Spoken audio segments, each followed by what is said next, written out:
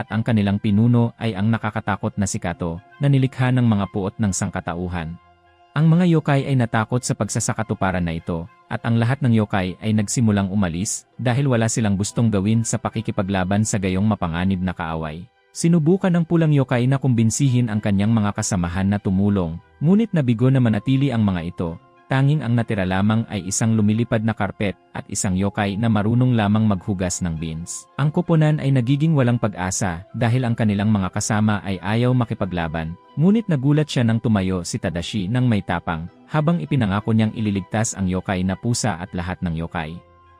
Gayunpaman, mabilis na naramdaman ng pulang yokai na may mali habang ang higanteng halimaw ng pabrika ay nagsimulang lumipat mula sa lokasyon nito, na inihayag ang kanilang huling destinasyon ay sa Tokyo.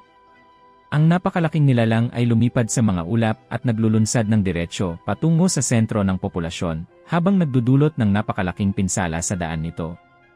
Nagsimulang maglabas ng maraming robot ang higanteng pabrika sa mga lungsod sa ibaba, na naging sanhi ng paglitaw ng kikai sa lahat ng dako sa sibilisasyon ng tao, habang ganap nilang sinisira ang mga sibilyan. Napagpasyahan nila na tumungo rin sa Tokyo, ngunit mabilis na napagtanto ng kanilang paraan ng transportasyon ay masyadong mabagal.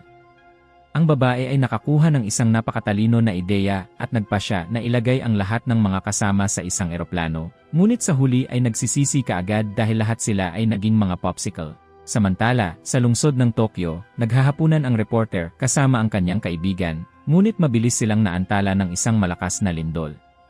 Tumingala sila sa langit at nakita ang higanteng halimaw na lumilipad sa himpapawid,